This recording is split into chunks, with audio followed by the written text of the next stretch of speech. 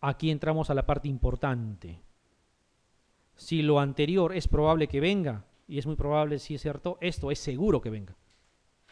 100% seguro. Nunca faltan preguntas de enfermedades exantemáticas. Y en ese entender, no se mareen con lo que están viendo. No sé si en vuestra lámina se ve. ¿Se ve en vuestra separata? No creo. ¿Sí? ¿Se distingue? Ya, pues traten de seguir ahí. Es importante algunas cosas. Las enfermedades exantemáticas también tienen otro apelativo, ¿no? Hay que saberlos ordenar nada más. Sarampión va primero, luego va rubiola, que también le llaman el sarampión alemán. Luego viene escarlatina, varicela, eritema infeccioso, exantema súbito y terminamos con enfermedad de Kawasaki. En ese orden también tienen otro nombre, primera enfermedad, segunda enfermedad, tercera y así hasta séptima. Sin embargo, lo que más les van a preguntar es quinta y sexta. O sea, cuando les preguntan por el apelativo de quinta enfermedad y de sexta enfermedad, hacen referencia básicamente a esos dos. Nadie les va a decir la séptima enfermedad, la cuarta, la tercera, ni la segunda, ni la primera. ¿Por qué? De verdad no lo sé. ¿Ya? Pero preguntan así. Cuando preguntan, preguntan por la quinta y por la sexta, cuando hacen referencia a ese apelativo. Sin embargo, ustedes tienen que acordarse que toditos tienen esa posibilidad. ¿Ya? Muy bien. Sarampión lo produce un paramixovirus. ¿Ya? Y un paramixovirus es un virus de tipo, ¿qué dicen? RNA. Así es un virus RNA. ¿Por qué? Porque lleva la letra Y, ¿no? Igual que bonjavirus, que también es RNA. En el caso de la rubiola es un togavirus. ¿Y por qué les digo que recuerden eso? Porque es pregunta de examen. El sarampión es producido por paramixovirus. La parotiditis es producida por, también preguntaron una vez, también es paramixovirus, por si acaso. ¿Ya? Rubiola, togaviridae o togavirus, que es lo mismo. ¿Qué tipo de virus es el togavirus o togaviridae? ¿RNA o DNA? RNA también, ¿no? La mnemotecnia era otra, ¿no? A todo virus que le quitas viridae, le quito viridae, me queda toga, y toga es una palabra que tiene sentido, tiene significado. Por lo tanto, es virus RNA. Arenavirus también sería lo mismo, ¿no es cierto? Le quito virus y me queda arena. Filovirus, le quito virus, me queda filo, ¿no? Hay que acordarse de esas mnemotecnias para uno poder discernir. También entonces es un virus RNA. En el caso de la escarlatina, ya es una eruptiva que no es viral, es bacteriana. Ya está producida por el Streptococcus pyogenes. ¿Cuál es el Streptococcus pyogenes? Ese mismo que se llama Streptococcus beta-hemolítico del grupo A de Langsfield. Es lo mismo, ¿ya? Que produce las amigdalitis mucopurulentas y obviamente también la fiebre reumática. ¿Ya? Entonces, ese Streptococcus pyogenes produce la escarlatina. Cuando hablamos de varicela, ya sabemos el virus de la varicela zoster, ¿ya? Virus de la varicela zoster.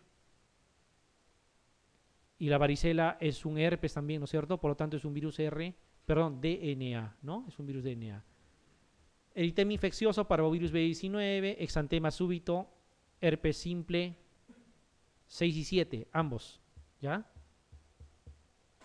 Y la enfermedad de Kawasaki, que siempre se dice no tiene etiología conocida, cuidado, algunos lo están asociando con coronavirus. No vaya a ser que a alguien por ahí se le ocurra, como novedad, mostrarles esa posibilidad, ¿ya? Coronavirus. Normalmente en las preguntas viene el exantema súbito, ¿quién lo produce? ¿Ya? ¿Cómo le llaman también al exantema súbito? Aparte de sexta enfermedad, roceola infantil, ¿no? Roceola infantil también. Herpes virus tipo 6 fundamentalmente, pero también está el herpes tipo 7. ¿Cómo le llaman al eritema infeccioso? Aparte de quinta enfermedad, es la enfermedad de la bofetada o de la cachetada, también le llaman, ¿no?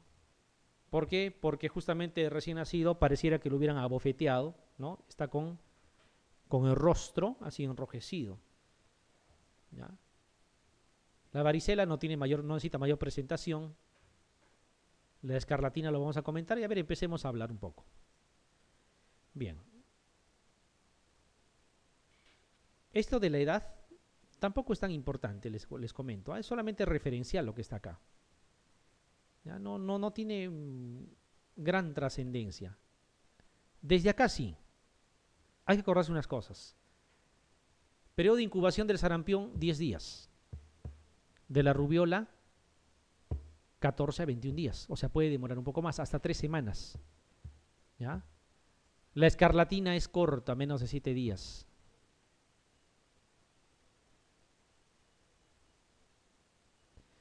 En el prodromos, ¿qué cosa es prodromos? Prodromos es cuando ya existen manifestaciones clínicas, pero inespecíficas. ¿Ya? Inespecíficas. Por ejemplo, que alguien diga, yo tengo fiebre, tengo cefalea y malestar. Está bien, pues, pero yo no sé, eso puede ser cualquier cosa. Prodromos. ¿Ya? Prodromos. Miren, en el caso del sarampión, lo que más les pueden preguntar es esto que está acá con mayúsculas, las manchas de Koplik. Porque las manchas de Koplik es exclusividad del sarampión. ¿Ya? Manchas de Koplik. Porque fiebre, no creo que les pregunten pues cuál de las exantemáticas tiene fiebre. Fiebre puede tener cualquiera. ¿Ya? Las manchas de Koplik, acuérdense por favor, ¿ya? Manchas de Koplik. Vamos a resumir. En el caso de la rubeola, las manchas de Forchheimer, como dice aquí. Manchas de Forchheimer. En la escarlatina tiene otra cosa. ¿Ya? La escarlatina, tiene una forma de exantema que respeta los pliegues. O sea, por ejemplo, en el brazo puede estar todo afectado, pero la parte del pliegue no. ¿Ya? La parte de los pliegues inguinales también. Los pliegues axilares también respetados. ¿Ya? Cuando uno presiona un instante y retira la mano, deja la huella de la mano ahí, ¿no? De otro color.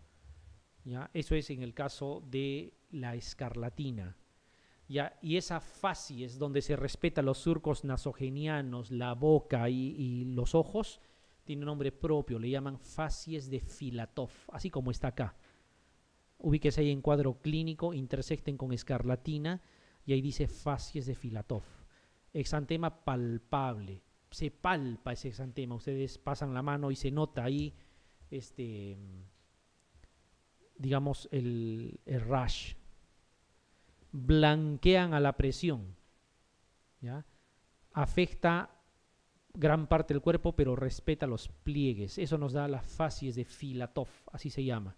Donde vean facies de Filatov, eso es escarlatina. Donde vean manchas de Forchheimer, eso es rubeola. Donde vean manchas de Koplik, es sarampión. Eternas preguntas de examen. En el caso de la varicela, ¿cómo van a diferenciar la varicela de las otras? Les van a hablar de la coexistencia de lesiones. Me explico mejor. Ustedes saben que aparecen pápulas, aparecen vesículas, aparecen costras. En la varicela, esos estadios coexisten.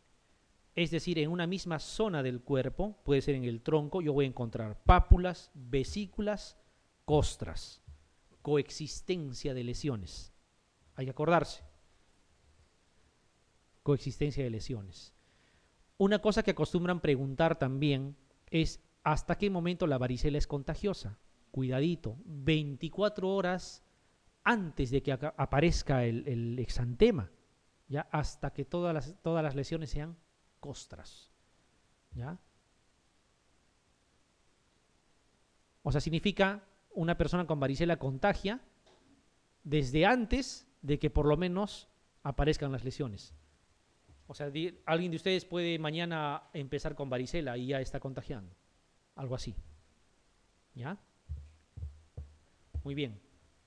Eritema infeccioso es el único que es afebril.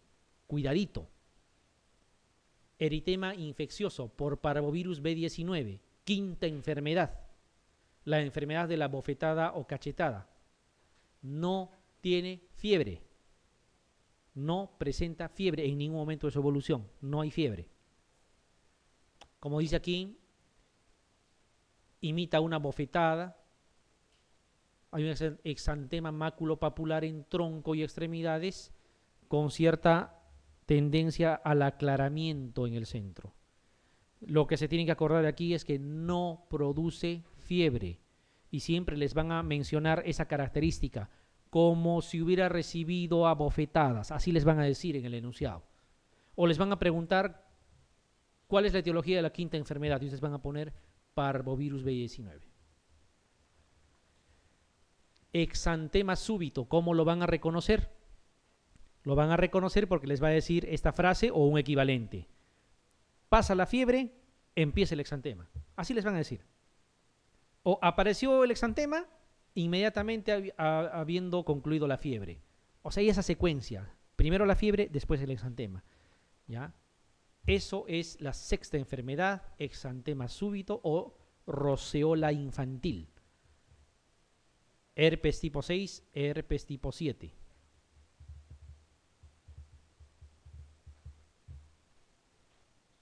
¿Y cómo vamos a reconocer la enfermedad de Kawasaki? La enfermedad de Kawasaki es prácticamente una vasculitis, ¿ya? Tiene ciertas características, hay criterios de diagnóstico, ¿ya? Hay criterios de diagnóstico, que lo vamos a mencionar, hay una tabla posterior, ¿ya? Para que más o menos quede claro. No es difícil diferenciar una enfermedad de Kawasaki, porque en el enunciado les van a poner, hay una característica que es única para la enfermedad de Kawasaki, es que produce afectación cardiovascular. Les va a decir que hay un IMA, que hay un bloqueo de rama derecha, hay una valvulopatía, ¿ya? Por ser vasculitis produce eso. Entonces, una enfermedad exantemática con afectación cardiovascular, enfermedad de Kawasaki. Una enfermedad exantemática que les digan, pasó la fiebre y apareció el exantema, exantema súbito, sexta enfermedad o roceola infantil. Una enfermedad exantemática que les digan que no hubo fiebre, o basta que les mencionen que hay en el rostro del niño como si lo hubieran abofeteado, es eritema infeccioso. Una enfermedad exantemática que les digan que las lesiones coexisten, o sea, hay pápulas, hay vesículas, hay costras, varicela. Una enfermedad exantemática que les digan, tuvo faringoamigdalitis purulenta, ya le está diciendo de estreptococo. Que les diga que se respeta los pliegues, áspero al tacto, escarlatina, ¿ya? Una enfermedad exantemática que les hable de adenopatías retroauriculares pequeñas, bilaterales, eso es rubiola, ¿ya? Para que lo diferencien de sarampión, porque en el sarampión les van a hablar de las manchas de Koplik, y si no les hablan de las manchas de Koplik, les van a describir las manchas de Koplik, ya vamos a describir en una figura, ¿ya? ¿Queda claro las diferencias? No hay forma de confundir cada cosita con su parámetro, y van a ver que sí le vamos a dar a toditas las preguntas. Bien, ¿qué más debemos acordarnos? Tratamiento, ¿ya? Si somos claros en tratamiento, en concreto, prácticamente para sarampión y rubiola no hay tratamiento. Claro, acá habla de gamma globulina, ¿ya? Pero no lo consideren como tratamiento. ¿Ya? En el caso de la escarlatina, sí, porque la escarlatina es bacteriana, es estreptococo beta hemolítico. Por lo tanto, penicilina. ¿Ya? Se habla de penicilina oral por 10 días. ¿Ya? En nuestro medio podríamos usar amoxi o fenoximetilpenicilina. La fenoximetilpenicilina es la megacilina, ¿no? Pueden usar eso o pueden usar amoxicilina, funciona bien. ¿Ya? En el caso de la varicela, para los casos severos, se puede usar, ¿qué cosa? Aciclovir. ¿Ya? Se puede usar aciclovir, sobre todo en situaciones de severidad, pero no es tampoco el común denominador. ¿Qué es lo principal que puede pasar en la varicela? Que se puede sobreinfectar. ¿Ya? Como tiene tantas lesiones que se denudan, se puede sobreinfectar. En el eritema infeccioso, el exantema súbito, tampoco hay tratamiento. ¿Ya? Ahora miren, ¿cuál es la única enfermedad exantemática en la cual se puede utilizar AINES? Respuesta, enfermedad de Kawasaki. ¿Ya? Salicilatos, lo que está contraindicado en los demás. ¿Por qué en las enfermedades exantemáticas no se puede usar salicilatos? ¿Quién se acuerda? Exactamente, síndrome de Reye, ¿no es cierto? El síndrome de Reye es una encefalopatía, una hepatopatía aguda que puede incluso terminar con el fallecimiento del paciente. No se debe de usar, ni peor en la varicela, ¿no? Es el marcador principal. No se debe de usar en ninguna exantemática AINES, excepto enfermedad de Kawasaki. Porque la enfermedad de Kawasaki es una vasculitis. Sí se puede usar. ¿Ya? Se puede usar. Y antibiótico solamente en la escarlatina. Complicaciones que pueden producir, lo que les decía, enfermedad de Kawasaki, habíamos dicho infarto agudo de miocardio, insuficiencia cardíaca congestiva, vasculitis coronaria, etcétera, etcétera, etcétera. Todo lo que sea cardiovascular es enfermedad de Kawasaki. Otra cosa importante, aplasia de médula se puede producir en el eritema infeccioso. ¿Por qué? A ver, no quiero que se compliquen. Porque está producido por el parvovirus B19 y ustedes saben que el parvovirus B19 es el que ocasiona las crisis eritroblastopénicas y eso lo han visto en anemias aplásicas, ¿no? El parvovirus B19 está descrito como un agente etiológico. Ya hemos dicho que la varicela, la principal complicación es que haga, ¿qué cosa? Sobreinfección de las lesiones, ¿ya? Sobreinfección de las lesiones. Y síndrome de Reye, si a alguien se le ocurre usar aspirina o un AINE en la varicela. Bien. A ver, vayamos a la parte práctica. Antes de esto de acá. Lo que les decía, la enfermedad de Kawasaki, una forma de darse cuenta es que tenga afectación cardiovascular. Sin embargo, todo esto que está acá, miren, hay fiebre de por lo menos 5 días de duración, a veces más. ¿Ya? A ver, ¿cuál era la que no tenía fiebre? La quinta enfermedad. Parvovirus B19 no produce fiebre. Miren, presencia como mínimo dice 4 de estos 5 diagnósticos. Tiene que hablarse de conjuntivitis bilateral, tiene que hablarse de alteraciones de la mucosa, ¿ya? O sea, a nivel de orofaringe, la famosa lengua en fresa, ¿no? Con edema de labios, ¿no? Alteraciones de zonas periféricas de las extremidades. Llega literalmente a no descamarse, sino como si estaría cambiando de piel una persona, ¿ya? A nivel periunguial. Hay una descamación importante, ¿ya? Tiene que haber exantema, obviamente. Y fíjense esto, la adenopatía, que es cervical, es unilateral, para diferenciarlo de la rubiola, que es bilateral. Por favor, eso importante. Si no, nos vamos a confundir. ¿Ya? Bilateral en la rubiola, unilateral en la enfermedad de Kawasaki. Y generalmente es más grande la adenopatía de la enfermedad de Kawasaki. En la rubiola son microadenopatías.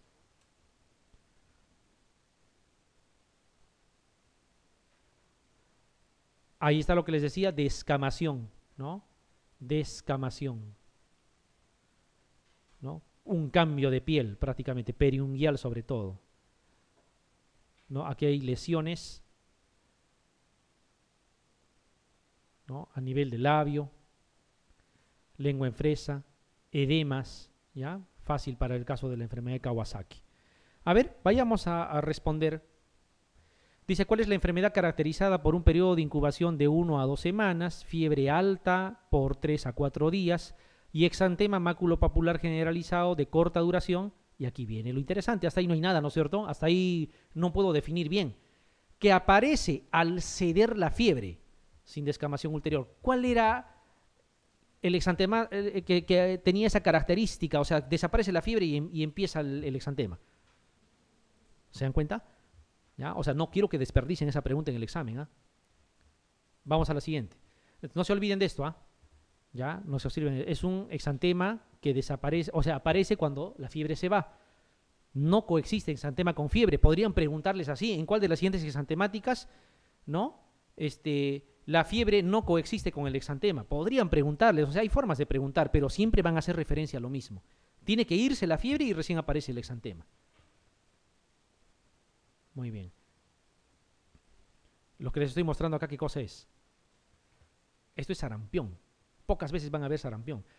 ¿Alguno de ustedes ha visto sarampión alguna vez en su vida? Si ni siquiera yo he visto, usted es peor. ¿Ya? O sea, esto ya fue hace tiempo. En el Perú no tenemos sarampión desde el año 2000. En el Callao fue la última vez que hubo sarampión. Un solo caso. ¿Gracias a qué? ¿A que el Perú avanza? No. ¿Gracias a qué? A la vacunación, doctores. La vacunación nos lleva a esas cosas. Una buena cobertura, pero igual tenemos que estar alerta, ¿no es cierto? Igual tenemos que estar alerta. Incluso hubo un tiempo, eso era cuando yo empezaba más o menos el Serum, de que había un premio al que encontrar un caso de sarampión. Y era un premio nada despreciable, pero no había. Para erradicarlo. ¿Cuál es la enfermedad que se ha erradicado del planeta? Pregunta examen. Erradicado, viruela. Erradicado, no existe. Pero no sabemos para qué Estados Unidos tiene el virus guardado en laboratorio. No sabemos para qué. Si ya se erradicó, se debe destruir. Punto. No hay viruela en el mundo, se ha erradicado, ¿ya? Bueno, eso se va a ver en epidemiología, qué cosa es una enfermedad controlada, qué es una erradicada, porque también podría ser pregunta de examen. Aquí están las famosas manchas de Koplik, estas dos cositas que están acá, ¿ya? Manchas de Koplik. Ahí por el segundo y tercer molar se veía esto, manchas de Koplik. Acá también se ve, pero no se distingue bien, ¿ya? Miren cómo está este niño con su sarampión. Muy bien. Sigamos. Niño de 5 años con fiebre de 39, dolor de garganta desde hace 2 días. Un día después se aprecia exudado purulento en amígdalas. Exudado purulento en amígdalas. Exantema eritematoso en todo el cuerpo. Prurito y lengua roja. ¿Cuál es el diagnóstico más probable? A ver, de todo lo que están leyendo ahí, algo les tiene que llamar la atención. ¿Está bien que les diga exudado purulento en amígdalas? ¿Qué puede significar exudado purulento en amígdalas? Estreptococo beta hemolítico, amigdalitis purulenta. ¿Y qué cosa produce? ¿Cuál de las exantemáticas está relacionado a eso? Así es. Simple, ¿no es cierto? Hay una frase siempre que le sopla la pregunta y eso es para todos los casos clínicos. Esto es amigdalitis purulenta. Cuando vean pus, ¿ya? No es cuando les dicen me duele acá desde hace un año, no, eso no es pues amigdalitis purulenta. Muy bien, y aquí está la escarlatina, miren. Esta es la facies de Filatov, ¿no? Respeta los surcos nasogenianos, bucal, periorbitario también, ¿ya? Esta descamación, esto es de otra cosa, esto es de Kawasaki, ¿no? Lo que les decía, periunguiales en las partes distales de los dedos, se puede ver. ¿Cuál de los siguientes datos no es característico de la varicela? A ver, vamos a ver. Ustedes responden esto. Yo se los leo. Dice, las lesiones aparecen por tandas en un periodo de 3 a 4 días. Las lesiones se distribuyen predominantemente por las extremidades y no por el tronco. El hemograma permanece normal. La neumonía varicelosa primaria es infrecuente. El periodo prodómico suele ser leve y a veces faltan los síntomas. Parece muy complicado. Piensen.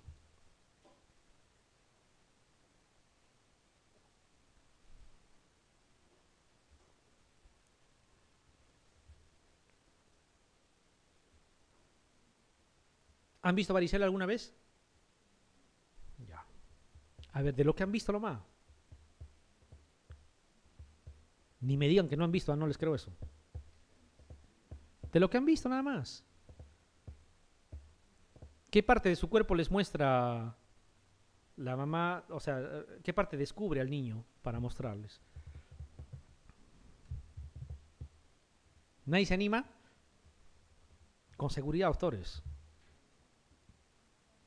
Generalmente cuando tienen respuestas así un poco que parecen medias capciosas, en la alternativa más simple está la pregunta.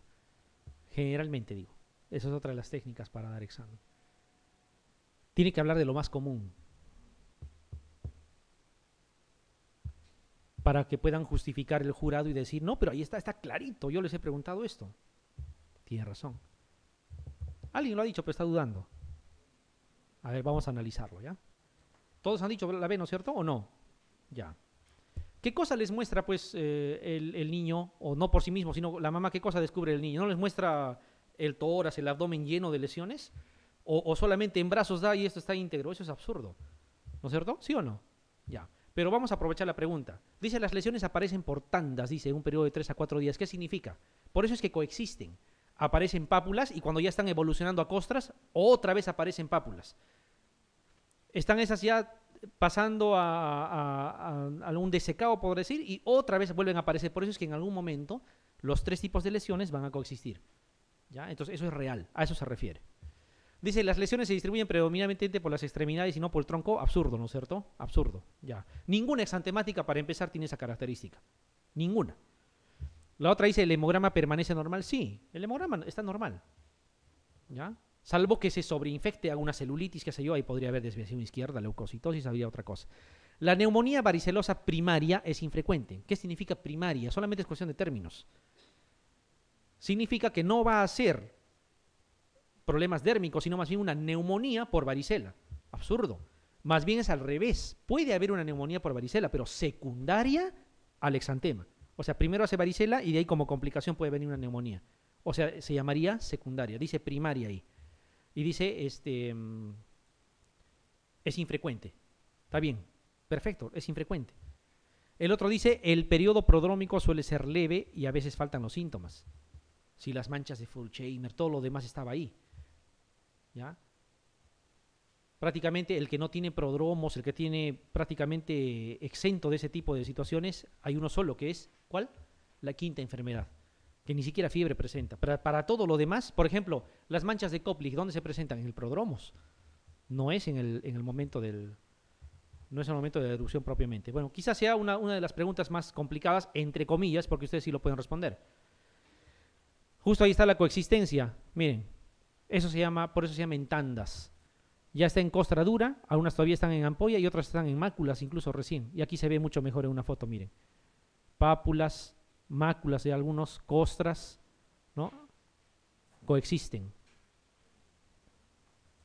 Esta es otra pregunta del año 2005, creo. ¿Cuál se conoce como sexta enfermedad? Así puede venir, lo he dicho, o la quinta o la sexta les van a preguntar. Pero ustedes tienen que acordarse de las 7. ¿Cuál es la sexta? Esa que produce, que pasa la fiebre y aparece el exantema. Exantema súbito, que es lo mismo decir rociola infantil. ¿Ya? O sea, la alternativa C. Esta es otra pregunta de examen. A ver, establezca la relación, dice, entre las siguientes columnas. Te dan sarampión, rubiola, varicela, mononucleosis infecciosa, que no lo hemos tocado. ¿Ya? Y dice herpes simple. Cuando tengan este tipo de preguntas, ustedes tienen que ir a lo más conocido. Siempre les he dicho eso. Vayamos a ver aquí, de frente. Manchas de Koplik encontré. ¿Estamos de acuerdo? ¿Eso a qué pertenece? Sarampión, o sea, A y 5. Vamos a ver. Uno solo. ¿Cuál es la alternativa? Se acabó. Así me tienen que responder. ¿Ya? Sin embargo, vamos a verlo. Dice rubiola. Manchas de Forchheimer, ¿no es cierto? Lo que habíamos comentado, manchas de Forchheimer con rubiola, varicela, ¿con qué cosa estarían? Lesiones simultáneas en distintos estadios, ¿ya? Herpes, vesículas pequeñas sobre base eritematosa y mononucleosis infecciosa sería linfadenopatía generalizada más esplenomegalia. Pero miren, para no confundirse, y eso siempre tienen que ver en un examen, si tienen la respuesta, olvídense de lo demás, es la respuesta. Nadie les va a calificar en cuánto tiempo lo han respondido. Nadie les va a calificar si es el resultado de haber leído o de haber champeado. Es cuestión de que marquen, nada más. A ver, niña de 4 años presenta febrícula, cefalea y coriza. 3 días después le aparece un exantema facial homogéneo, como una bofetada. Ya les he dicho, les van a poner en el enunciado. ¿Cuál era la enfermedad exantemática que simula una bofetada? La quinta enfermedad o, ¿cómo se llama? Exactamente. Eritema infeccioso. ¿Está claro? Ya. Ahí está. Como una bofetada, ¿no? Pareciera que lo hubieran abofeteado. ¿Debería tener fiebre? No. Los enfermos afectos de varicela son contagiosos. Por eso les decía, recuerden eso. Durante el periodo de incubación, dice, hasta 3 días después de la aparición del exantema, mientras existen vesículas, desde 24 horas antes de la aparición del exantema hasta que se han encostrado todas las lesiones. Desde que aparece el exantema hasta que desaparecen todas las lesiones costrosas. Desde una semana antes hasta una semana después de desaparecer las costras. ¿Qué dicen? Exactamente, doctores, nada que discutir. Un rash eritematoso difuso que blanquea la presión con múltiples elevaciones puntiformes cutáneas, o sea, áspero al tacto, ¿ya? Palidez peribucal, o sea, respeta esa zona, y estriaciones lineales con confluencia petequial, dicen los pliegues cutáneos, es indicativo de qué. ¿Cuál era esa enfermedad eruptiva que marcaba diferencia en los pliegues, a nivel peribucal, incluso le llamaban facies de Filatov? ¿Qué van a marcar? Así es. Pero no les escucho bien, o estoy mal yo. De repente he tenido mi citomegalovirus congénito. ¿Estamos de acuerdo, doctores? ¿Todos? ¿Escarlatina? Ya. Les hago una pregunta. ¿Me van a desperdiciar ese tipo de preguntas en el examen? No creo. Además se viene de repaso todavía. Ya, aquí está, ¿no? Más o menos viene así. Esto suena como alto relieve. No sé si han visto escarlatina alguna vez. ¿Ustedes palpan? Parece un alto relieve. Parece un papel líjar, pero que tampoco no pues al extremo de un líjar, ¿no? Pero más o menos así. ¿Por qué? Porque estas elevaciones son disparejas pues respecto a la superficie normal. Entonces uno palpa y sí es un tacto áspero. Respeta facies, peribucal, periocular, los pliegues, ¿ya? Hay que acordarse de eso. Cuando tengan eso, revisen garganta, es posible que encuentren ahí exudado purulento en amígdalas. ¿Cuál de los siguientes datos es patognomónico del sarampión? No me pidan que ponga cosas complicadas porque así viene en el examen y así es como tenemos que repasar. Manchas de Koplik, ¿no es cierto? Ya. Signo de pastilla, ¿dónde está? En la escarlatina, ¿ya? No les había comentado. La escarlatina, ¿ya? O sea, esa situación que respeta los pliegues se llama signos de pastilla.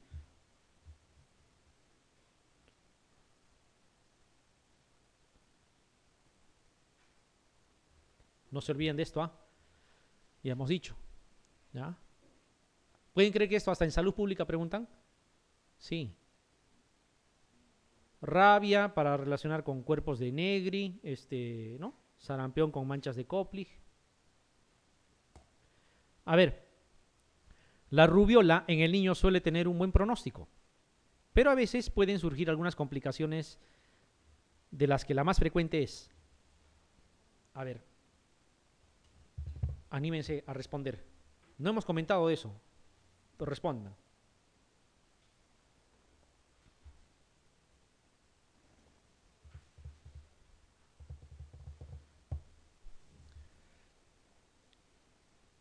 No se los he comentado, pero debe estar incluso en vuestro cuadrito.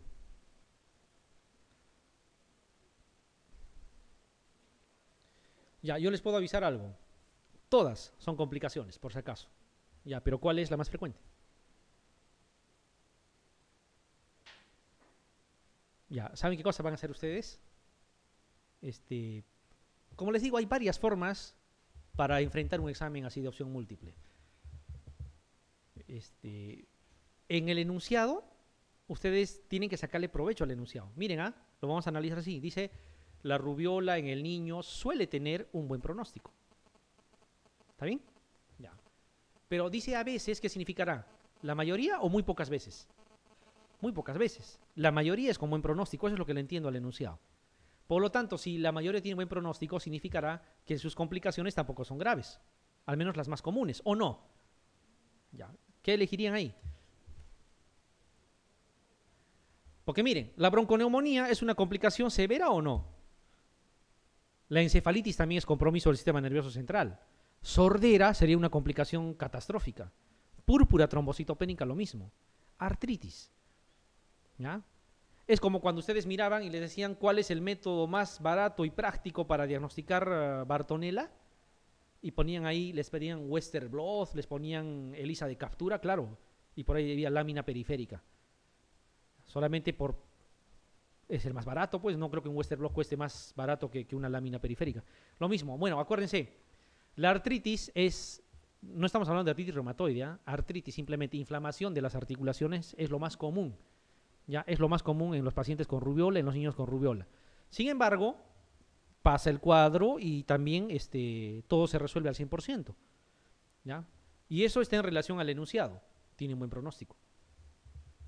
Es como cuando en neurología les dicen dónde asientan la mayoría de los tumores en columna vertebral. Y la respuesta es dorsal. ¿Por qué? Porque el segmento dorsal también es el más grande, pues entonces obviamente ahí va a estar la mayoría de los tumores. O sea, ustedes tienen que relacionar cosas así. Lógico, lo primero es saber. Pero si no se sabe, no pueden desperdiciar una pregunta. Tienen que ir a la forma más práctica. Bueno, ya habrá momento.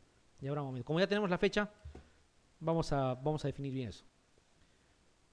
A ver, en un niño, el cuadro caracterizado por fiebre dice alta, con descenso de esta a los 4 días y simultánea aparición de exantema maculopapuloso en tronco.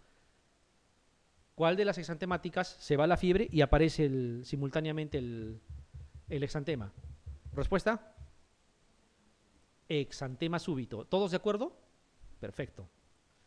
El diagnóstico más probable de un niño que presenta fiebre, rash e infarto de miocardio. Muy bien, doctores. Así van a responderme en el examen, ¿ah? Está bien. Todos están de acuerdo que es Kawasaki, ¿no es cierto? Kawasaki es el único que puede producir eso, porque prácticamente es una vasculitis. No se olviden, ¿ya? Ahí está la descamación, que eran criterios de diagnóstico, ¿no es cierto? Descamación, ¿ya? Conjuntivitis, no sé si están acordando de los criterios de diagnóstico que hemos visto, ¿ya? Edema peribucal con lengua en fresa, con afectación incluso del miocardio como complicación, ¿no? Desde infarto hasta bloqueos de rama, algunas otras cosas también. A ver, niño de 7 meses con fiebre 39,5. Hace 3 días presenta rinorrea, inflamación faríngea, ganglios cervicales pequeños y diarrea.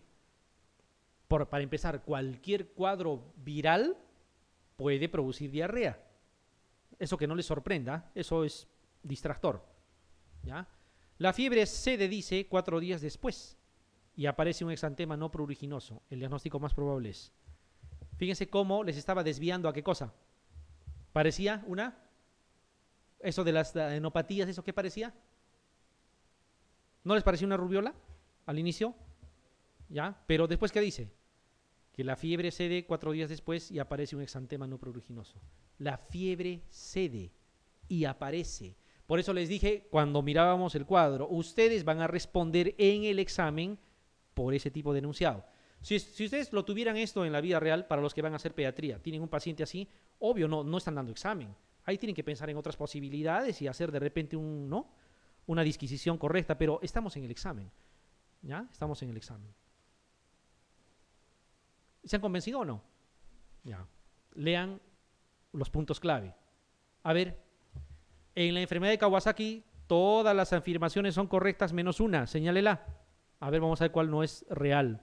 Dice, el diagnóstico se realiza habitualmente mediante biopsia ganglionar. ¿Qué opinan? ¿Qué opinan? ¿Cómo se hacía el diagnóstico de Kawasaki? Con criterios de diagnóstico. ¿O era con biopsia ganglionar? ¿Eso es falso o no? ¿Y si les pide lo falso? ¿Esa es la respuesta? Listo, pero sin embargo vamos a ver, ¿ya? Dice, se acompaña de picos febriles elevados de al menos 5 días de evolución. Sí, te pedían que tenga por lo menos 5 días de fiebre.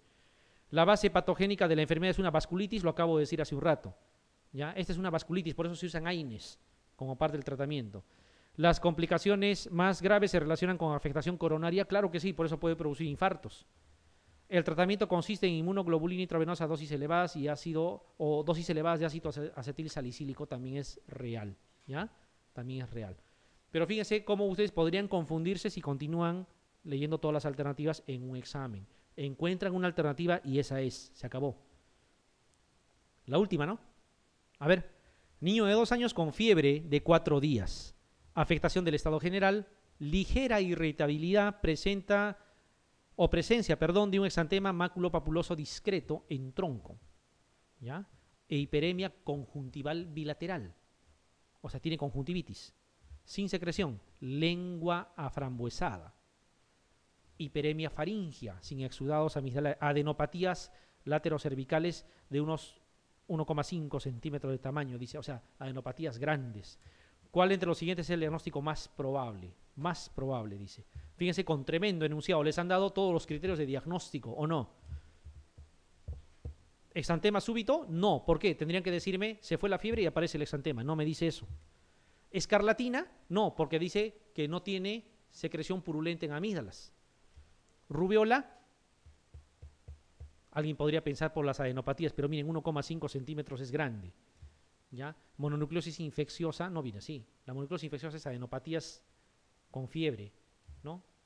Nada más. Y otro que no se presenta la mononucleosis pues en 2 años. La mononucleosis es para los niños, por los que están saliendo de la niñez a la adolescencia generalmente. ¿Qué van a marcar acá? Así es, Kawasaki. ¿Se entendió? Ya, doctores. Nos vemos.